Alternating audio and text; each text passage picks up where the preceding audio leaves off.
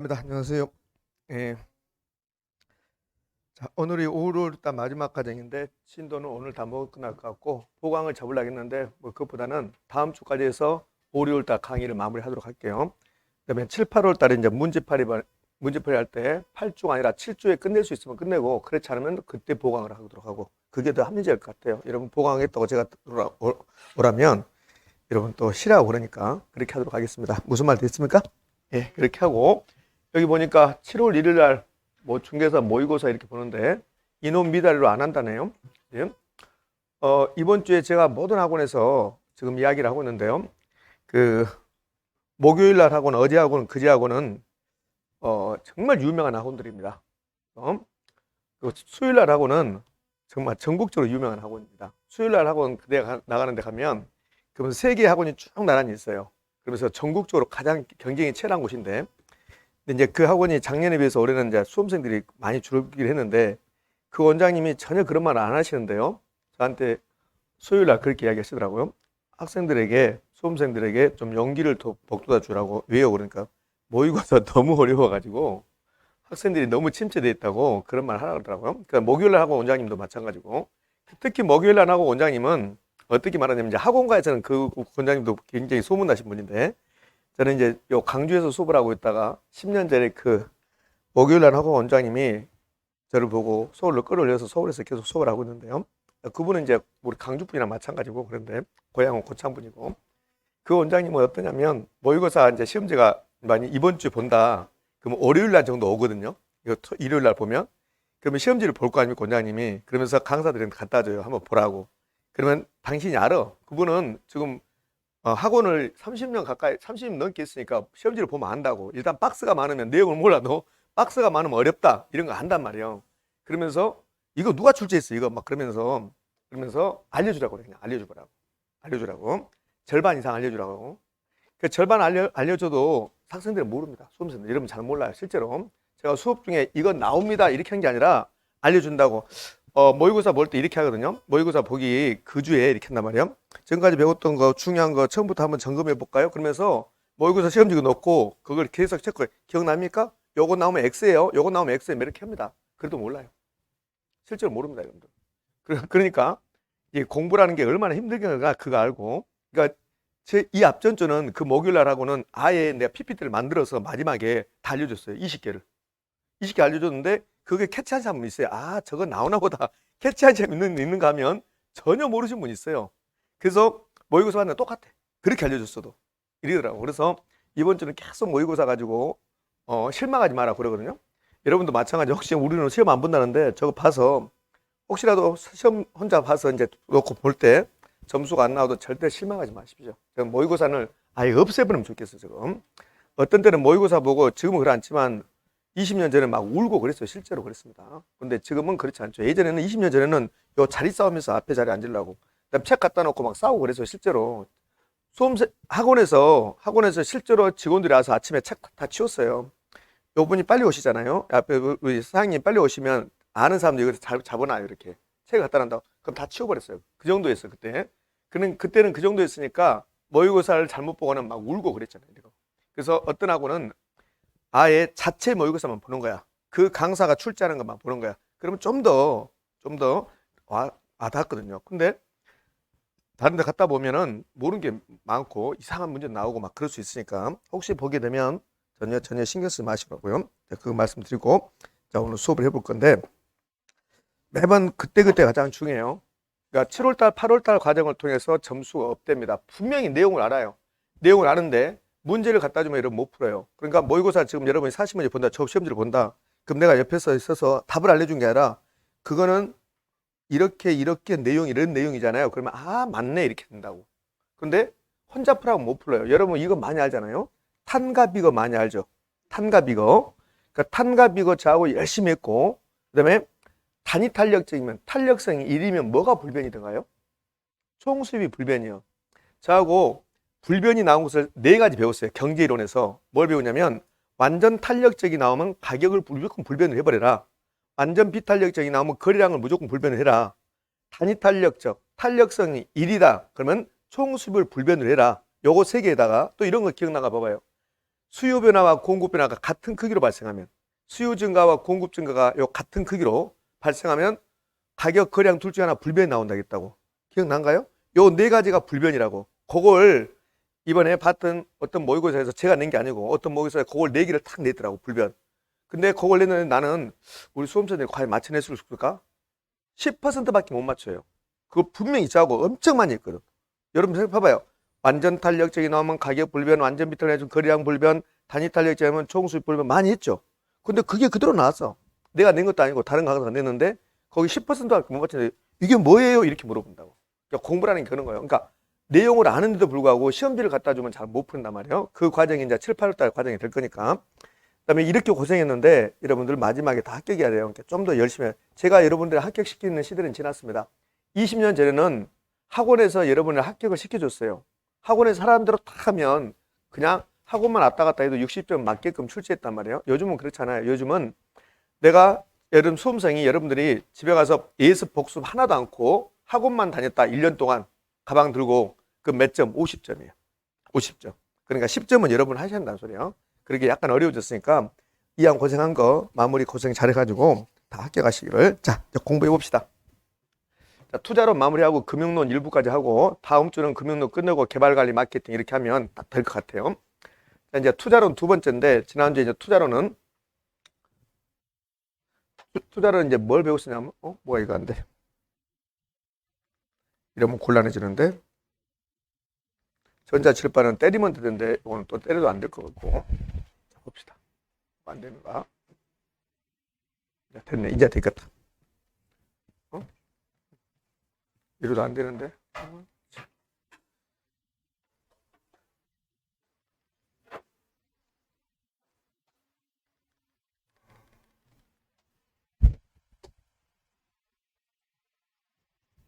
이거 못 들려나?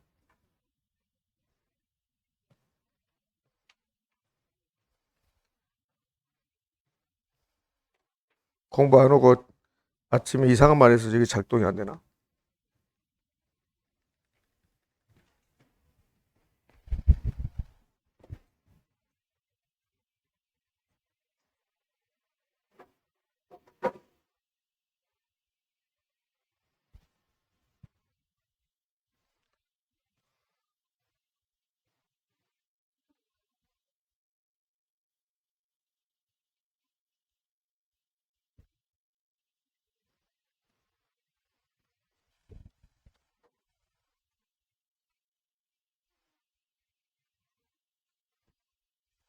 응.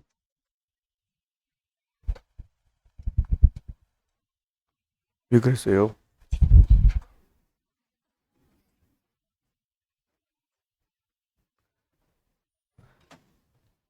우리 실장님이 깜빡하셨답니다. 처음부터 다시 해야 되겠네. 처음부터 저기 뭐야? 모의고사 이야기도 다시 하고 아마 편집할 겁니다.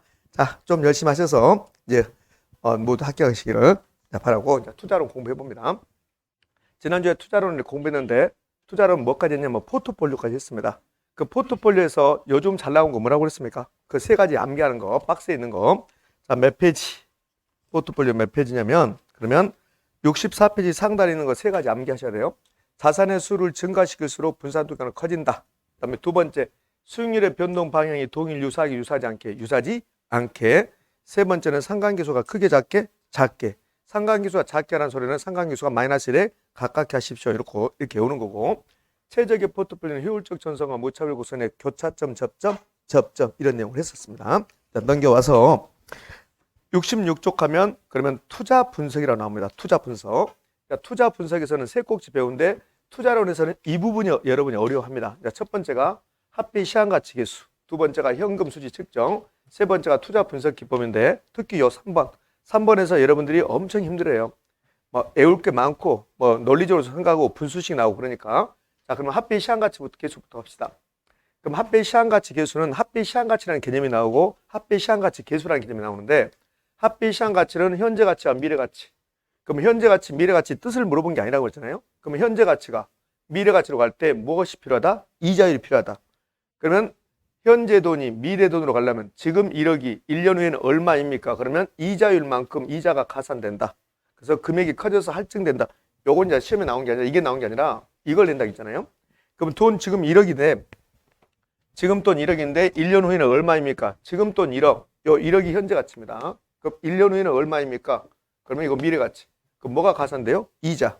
그럼 이자율이 10%가 되면 이건 1억 1천이 되고 20%면 1억 2천이 되고 그럼 이걸 내는 게 아니라 이걸 내는 거죠. 이자율이 높아지면 미래 가치 금액은 커진다 작아진다? 커진다. 그걸 내는 거예요. 그거. 자, 그러면 이제 이자율 이야기 했으면 이제 반대 논리. 부동산학 개론은 현재 가치가 미래 가치로 가는 이 논리가 중요한 게 아니라 미래 가치가 현재 가치로 가는 이 논리가 중요해요. 그러면 미래 가치가 현재 가치로 갈 때 반대로 하면 돼요. 현재가 미래로 가면 이자율만큼 이자 더했죠. 그럼 미래가 현재로 가면 이자율만큼 이자를 차감하면 돼요. 그래서 금액이 작아져서 할인된다 이렇게 하거든요. 그러면 미래 가치가 현재 가치로 가든 현재 가치가 미래 가치로 가든 이자율이 필요한데 근데 미래 가치가 현재 가치로 갈 때는 그 이자율을 할인율이라고 불러. 그럼 이 할인율 대신에 이자율 나와도 상관이 없다는 겁니다. 그럼 이 할인율 크기에 따라서 현재 가치 금액이 달라진다는 거예요. 그럼 할인율이 높아지면 할인을 많이 한다. 이자를 많이 뺀다. 할인한다 말이 이자를 뺀다는 소리예요. 그러면 할인율이 높아졌다. 그러면 이자를 많이 뺀다. 그럼 현재 가치 금액은 커진다, 작아진다? 작아진다. 요걸 낸단 말이에요. 요거. 그다음에 미래 가치가 현재 가치로 갈 때 뭐라고 표현하냐면 미래 가치를 현재 가치로 만들었다. 이렇게 하지 않고 그러냐면 할인했습니다. 평가했습니다. 환원했습니다. 이렇게 말한단 말이에요. 그래서 할인이란 말, 평가란 말, 환원이란 말이 나오게 되면 그러면 다 현재 가치 만들었습니다. 그런 논리가 되는 거예요. 그럼 환원은 어디서 드냐면 수익환원법에서 환원 나오잖아요. 그럼 수익환원법은 환원했다. 현재 가치 만들었다. 이런 뜻이 되는 거예요. 현가, 할인, 환원, 현재 가치 만들었다는 소리고 그럼 할인하려면 뭐가 있어야 될까? 할인율이 있어야 되고 평가, 환원할 때도 다 할인율이 있어야 되는데 요 할인할 때는 할인율이라고 하고 환원할 때는 환원율이다 이렇게 불러요. 이제 시험에 나오는 거 여기까지는 이제 시험에 나오는 게 아니라 시험에 나오는 거 이게 나오는 거죠. 이제 봐요. 여기 할인, 환원, 평가라 한다. 그러면 이자율이 높아지면 미래가치 금액은 커지는데 요 미래가치 금액을 뜻하는 게 일시불의 미래가치 계수, 연금의 미래가치 계수. 요게 미래가치를 뜻하는 거라고. 시험은 이자율이 높아지면 그러면 일시불의 미래가치 계수가 커집니까? 네. 그럼 되죠. 연금의 미래가치 계수가 커집니까? 네. 그러면 되잖아요. 두 번째, 그럼 이제 할인율이 높아지면 요 할인율이 나오면 현재 가치가 나와야 돼. 그럼 할인율이 높아지면 현재 가치 금액은 낮아진다. 근데 일시불의 현재 가치 계수, 연금의 현재 가치 계수가 현재 가치를 뜻한다는 소리예요. 그럼 시험 이렇게 내겠네. 할인율이 높아지면 일시불의 현재 가치 계수는 낮아집니까? 네. 그렇게 하면 되겠네. 자, 이제요. 오늘 이제 순현가란 말 배워. 순현가. 요 순현가는 현재 가치거든요. 순 현재 가치. 그럼 요 순현재가 추구할 때 할인율이 있어야 됩니까? 없어야 됩니까? 있어야 돼. 현재가 추구하면 무조건 할인율이 있어야 한단 말이에요. 그러면 순현가 구할 때 할인율은 뭘까? 요구순위라고. 요구순위율. 그럼 요구순위율이 할인율이고 요구순위율이 높아지면 순현재 가치는 낮아지는 거죠. 그다음에 이제 부동산 가격 구합니다. 이미 감정평가는 이미 배웠으니까 그러면 감정평가 중에서 수익환원법이 있었거든요. 수익환원법. 그럼 수익환원법의 공식이 어떻게 될까요? 수익환원법 공식은 수익환원법 이 공식은 수익환원법 부동산 가격 구하는 거니까 부동산 가치는 부동산 가격은 순수익을 뭘로 나눈 것이다? 환원율로 나눈 것이다. 그 부동산 가치 구하려면 뭐가 있어야 돼? 환원율이 있어야 되고 여기 분수식 이렇게는 비례 반비례 반비례라고 했잖아요. 그럼 환원율이 높아지면 가치는 뭘까? 낮아지겠지. 그럼 환원율이 높아지면 부동산 가치는 낮아지죠. 그럼 여기는 네 가지 하나 둘 셋 네 가지는 다 똑같은 말입니다. 똑같은 말. 근데 이제 위에 것은 미래가치 구하는 거고 특히 두 번째, 세 번째, 네 번째 요거는 다 똑같은 말. 다 현재가치 구하는 거야. 가치 현재예요. 현재가치. 가격은 가격값이고 가치는 현재값이니까 현재가 추가합니다. 현재가 추가합니다. 현재가 추가합니다. 그러면 전부 다 할인율이 있어야 되는데 그냥 현재가 추가할 때는 할인율이라고 하고 순현재가 추가할 때는 요구순이라고 하고 부동산 가치를 구할 때는 환원율이라고 하고 자, 요 전부 다 이자율이에요. 그러면 요구순위 본질이 뭡니까? 환원율이 본질이 뭡니까? 여러분들은 요구순위라고 환원율이 같은 말이라는 것을 기억하셔야 돼. 그다음에 요구순위과 환원율이 본질이 뭐다? 이자율이라는 거. 이자율을. 요건 매우 중요합니다. 그러면 예? 이 논리는 이제 됐고 이 중에서 올라가면 떨어지고 올라가면 올라가고 이 중에서 요 네 개 중에서 가장 시험에 많이 나온 게 뭐 같아요? 요거. 환원율이 높아지면 가치는 낮아진다. 이거는 최근에 작년에도 나오고 31회 때도 나오고 계속 나온단 말이에요. 이게 환원율과 부동산 가치는 반비례 관계가 있다. 볼게요. 자, 요거 이제 매우 중요한 거. 요건 단독 문제도 아니고 지문 나오는 거죠. 지문. 자, 그다음에 여기서 매우 중요한 말을 해볼 건데, 그러면요, 요구순위의 본질이 뭐라고 그랬어요? 이자율이라고 그랬어요. 그럼 이자율이 높아지면 요구순위는 높아지는 거야. 그러면 요구순위라고 한원율이 똑같은 말이에요. 그럼 이자율이 높아지면 한원율도 높아져요. 그래서 시험은 이자율이 나오기도 하고 시장금리라고 그래. 시장금리. 그러면 시장금리가 뭐예요? 이자율이잖아. 이자율. 그러면 이자율이 높아졌다. 요구순위 높아진다. 이자율 높아졌다. 한원율도 높아진다. 자, 요구순위율. 그러면 요구순위의 구성이 어떻게 됩니까? 요구순위의 구성은 무위험률에다가 위험 할증률을 더하는 거죠. 요 무위험률은 뭐예요? 이자율. 무위험률이 국공채 수익률, 은행 이자율이라고 했잖아요. 그럼 무위험률이 높아졌다. 요구순위 높아진다. 무위험률이 높아졌다. 그럼 요구순위이 한원율이 요구순위라고 했잖아요. 한원율이. 그러니까 우리 지난주에 요구순위를 배우면서 요구순위는 무위험률에다가 위험 할증률을 더한 거고, 그 무위험률이 높아지면 요구순위도 높아지고 위험이 높아지면 요구순위도 높아지고 그랬거든. 그럼 이 논리, 지금 했던 논리가 한원율로 그대로 적용돼요. 그럼 무위험률이 높아졌다. 그럼 한원율도 높아진다. 위험이 높아지면 한원율도 높아진다. 지금 하는 말이 31회 때, 33회 때 거의 똑같게 냅니다. 그럼 이렇게. 자, 그러면 중요한 논리를 하나 해드렸고, 이게 이제 합의 시한가치라는 거야. 이게 합의 시한가치. 그다음에 이제 하나 추가하면 현재 가치, 미래 가치 구할 때 이자를 계산하는 방법. 요 현재 가치가 미래 가치로 갑니다. 현재 가치가 미래 가치로 갈 때 이자를 계산하는 방법은 두 가지가 있어요. 단리하고 복리. 단리는 원금에만 이자 붙는 거고, 복리는 이자에도 이자 붙는 거고. 특별한 말이 없으면 단리까 복리까? 복리. 특별한 말이 없으면 복리. 여기 이제 합의 시한 가치라는 개념이고, 합의 시한 가치는 현재 가치, 미래 가치는 필요 없고, 요거 이제 시험에 나올 수 있는 거고. 그다음에 합의 시한 가치 계수라는 게 있어요. 요거 이제 수익환원법. 요거는 이제 수익환원법이라 소리고, 요거 수익환원법. 요 수익환원법 공식은 순수익을 한원율로 나눈 것이다. 이렇게. 그래서 이렇게 반비례 관계 있다. 이렇게 했잖아요. 이제 합의 시한 가치 계수. 이제 시험은 주로 요걸 내는 거죠. 합의 시한 가치 계수. 그럼 합의 시한 가치 계수에서는 우리에게 네 가지를 물어보는 거야. 네 가지. 첫 번째 구분해봐라. 그럼 합의 시한 가치 계수가 몇 개인데? 6개가 있는데 요걸 구분하라는 소리야. 어떻게? 현재 가치 계수, 미래 가치 계수 구분하십시오. 요 구분하는 문제는 2번 나왔습니다. 2번. 한 거의 20년 전에 2번 나오고 그 뒤로는 안 나와요. 그럼 이제 역수는 계속 나오고 있습니다. 그럼 합의 시한 가치 계수에서 요 네 가지를 물어보는데 이 네 가지 중에서 가장 많이 물어보는 게 역수입니다. 역수를 가장 잘 물어봐요. 자, 그러면 합의 시한 가치 계수 이제 구분해 볼 건데, 합의 시한 가치 계수는 일단 현재 가치 계수와 미래 가치 계수가 있는데 그걸 나눠보자는 소리예요. 그러면 현재 가치 계수 이렇게 세 가지가 있고, 미래 가치 계수 이렇게 세 가지가 있고, 사실은 이렇게 해야 되지. 합의 시한 가치 계수는 6개가 있는데, 이렇게 6개가 있는데 이걸 현재 가치 계수, 미래 가치 계수 나눠보자는 소리야. 그럼 여기 보면 일시불의 현가 계수, 연금의 현가 계수는 자기들이 현가 계수라고 말하고 있으니까 현재 가치 계수는 그것을 알 수 있는데, 저당 상수하고 감채 기계수를 보면 현재 가치 계수인지 미래 가치 계수인지 모른단 말이에요. 그래서 저당 상수가 현재 가치 계수라는 것만 기억하시면 돼요. 그러면 감채 기계수는 현재 가치 계수가 아니니까 뭐요? 미래 가치 계수가 되겠죠. 이렇게 시험에 출제했잖아요. 앞으로 출제하진 않을 겁니다. 구분은 이렇게 했잖아요. 일시불의 내가 계수, 연금의 내가 계수, 저당 상수는 미래가치 계수이다. 이렇게 출제했어요. 그럼 뭡니까? X입니까? X죠. X. 자, 여기 구분이요. 그 다음에 역수. 역수는 그냥 암기상이라고 그랬습니다. 암기. 이렇게 역수. 이렇게. 일시불의 현가 계수와 일시불 내가 계수 역수고, 연금의 현가 계수와 저당 상수가 역수고, 연금의 내가 계수와 감채 계수가 역수고, 그 다음에 역수끼리 곱하면 몇 된다?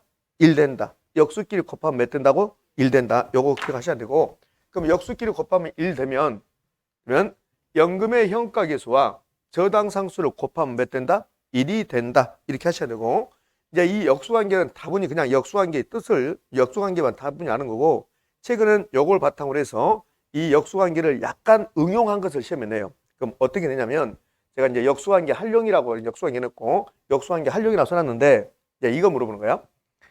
여기는 지금 역수관계고, 여기는 역수관계 활용인데, 연금의 현가 계수, 요 밑에는 연금의 현가 계수의 역수를 물어본 게 아니에요.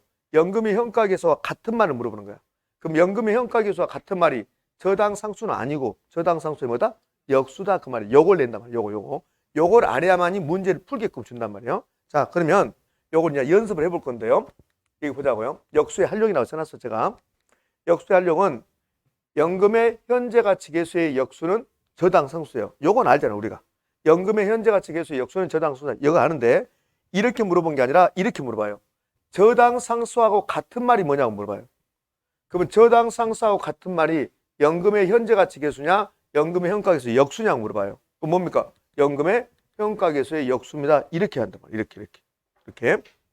자, 두 번째. 그러면 이번에는 저당 상수의 역수는 연금의 현가 계수라는 것을 우리가 알고 있단 말이에요. 이제 이 부분은 이걸 공부하는 게 아니라 이걸 이제 응용을 해서 그러면 연금의 현가 계수하고 같은 말이 저당 상수냐 저당 상수의 역수냐 저당 상수의 역수죠. 연금의 현가 계수와 저당 상수는 같은 말이 아니잖아요. 그럼 연금의 현가 계수하고 같은 말은 저당 상수의 역수다. 이제 이걸 알아야지 문제를 풀 수 있단 말이에요. 그럼 이게 있으면 이것도 있겠잖아요.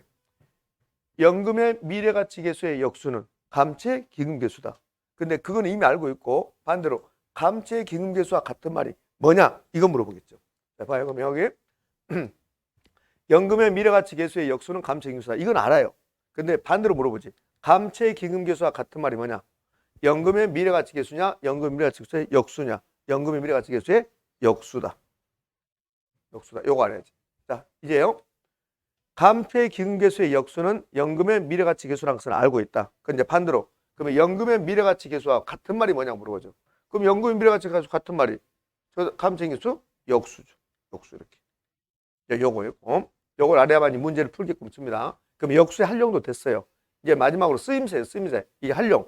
활용은 저당 상수는 연금의 현가 계수는 어디다 써먹습니까? 그게 활용이야. 요거는 쉽잖아요. 요거는. 봐요. 야, 일시불의 미래가치 계수. 일시불의 미래가치 계수라는 게 있다는 거예요. 요게. 그러면 이거는 왜 이름을 이렇게 붙였을까요? 요 일시불의 미래가치 계수 수식이 요게 1 플러스 R의 n승이란 말이에요. 요게. 그러면 이걸 왜 이렇게 1 플러스 R의 n승을 일시불의 미래가치 계수라고 붙였을까? 이름을. 일시불의 미래가치를 계산할 때 써먹으니까 일시불의 미래가치 계수라고 했단 말이에요. 그럼 일시불의 미래가치 계수는 요 일시불의 미래가치 계수는 뭐 할 때 써먹습니까? 그게 활용이야. 일시불의 미래가치 계수는 일시불의 미래가치를 계산할 때 써먹는 거지. 그럼 연금의 미래가치 계수는 뭐 할 때 써먹습니까? 그럼 연금의 가치를 계산할 때 써먹는 거지. 그럼 반대로 연금의 미래가치는 뭘 가지고 계산합니까? 연금의 미래가치 계수를 가지고 계산합니다. 그렇지. 그러면 연금의 미래가치를 계산한다. 내가 연금의 미래가치를 계산해야 되겠다. 그러면 합계 시한가치 계수 6개 중에서 뭘 써먹습니까? 그러면 연금의 미래가치 계수를 써먹는 거잖아요. 공부거리가 아니라니까요. 공부거리가 아닌데 여러분이 스스로 어려워해버린다니까. 공부거리가 아니지. 이게 뭐 공부거리예요? 왜 일시불의 미래가치 계수라고 합니까? 일시불의 미래가치를 계산하니까 일시불의 미래가치 계수라고 하잖아요. 공부거리가 어떻게 공부거리입니까? 공부거리가 아닌데 여러분 일부러 공부거리를 만들어서 어렵게 해본다니까 스스로. 이거 어려워요 그러면서 아무것도 아니잖아요. 예? 자, 그러면 연금의 미래가치는 연금의 현재 가치는 뭘 이용해서 계산합니까? 연금의 현재 가치 계수를 이용하는 거죠. 그럼 반대로 연금의 현재 가치 계수는 어디다 써먹습니까? 연금의 현재 가치를 계산할 때 써먹습니다. 그렇게 하면 되잖아요. 그럼 연금의 현재 가치를 계산할 때 뭘 써먹습니까? 연금의 현재 가치 계수를 써먹습니다. 됐잖아요. 근데 이거하고 똑같은 말이 있었죠. 연금의 현재 가치 계수하고 똑같은 말이 뭐였어요? 저당 상수의 역수가 있었잖아요. 그러면 저당 상수의 역수 이렇게 되겠죠. 상수의 역수. 그러면 이렇게 되겠네. 연금의 현재 가치를 계산할 때는 연금의 현재 가치 계수를 써먹는데 근데 그 연금의 현재 가치 계수하고 똑같은 말이 저당 상수 역수니까 연금의 현재 가치를 계산할 때는 저당 상수의 역수를 이용할 수도 있겠네. 됐죠? 시험은 그렇게 내니까. 자, 활용은 거의 다 끝나갔습니다. 그럼 활용은 총 6가지 이제 물어볼 건데 총 6가지 중에서 4가지는 끝났다고 보시면 돼요. 첫 번째, 일시불의 현재 가치 계수입니다. 그럼 일시불의 현재 가치 계수는 뭐 할 때 써먹어요? 일시불의 현재 가치를 계산할 때 써먹습니다. 그래서 일시불의 현재 가치 계수라고 한단 말이에요. 그럼 봐요. 일시불의 현재 가치를 요 일시불의 현재 가치를 계산할 때 어떻게 하냐? 이렇게 하는 거지. 일시불의 현재 가치는 일시불에다가 일시불의 현재 가치 개수를 곱해준다는 소리야. 그럼 이 자리에 뭘 써도 상관없을까? 일시불의 현재 가치 개수하고 같은 말이 일시불의 내가계수의 역수 이렇게. 그러면 이제 요 1번은 계산 문제 할 때 이렇게 하는 거고, 시험 문제는 이렇게 준단 말이야. 이렇게 1년 후 10억이 되는 토지의 현재 시점에서 가치를 계산할 때는 일시불의 현재 가치 개수를 이용한다, 이렇게 된단 말이야. 그러니까 이런 지문이 나오면 합비 시한가치, 그다음에 이런 지문이 나오면 어떻게 하냐면 이 지문을 읽고 두 가지를 파악하라 했잖아요. 첫 번째, 이게 현재 가치를 구하는 건지 미래 가치를 구하는 건지 파악해라. 그러면 얘는 현재 시점에서 계산한다 했잖아요. 현재 시점. 그럼 현재 가치잖아요. 그러면 현재 가치를 계산하라고 했으니까 무슨 개수를 이용할까? 현재 가치 개수를 이용하겠고, 그다음에 이제 현재 가치인지 미래 가치인지 파악했으면 첫 번째. 두 번째는 이게 일시불인지 연금인지를 파악해라. 일시불은 돈이 한 번 왔다 갔다 하면 일시불이고, 연금은 똑같은 돈이 계속 반복되면 연금이고. 내가 지금 10억을 저금했다. 10년 후에는 얼마입니까? 그러면 저금 몇 번에서는? 한 번. 그러면 그건 일시불. 내가 지금부터 매년 1억씩 10년 저금했다. 그러면 똑같은 돈이 1억이 계속 반복돼요. 그러면 연금. 그럼 여기는 10년 후 1억이 되는 토지의 가치 그랬습니다. 그럼 여기는 저금했다고 나오면 좋은데 저금했다고 안 나오니까 분산하기니까. 그러면 가치가 나오거나 가격이 나오면 그것은 일시불이에요.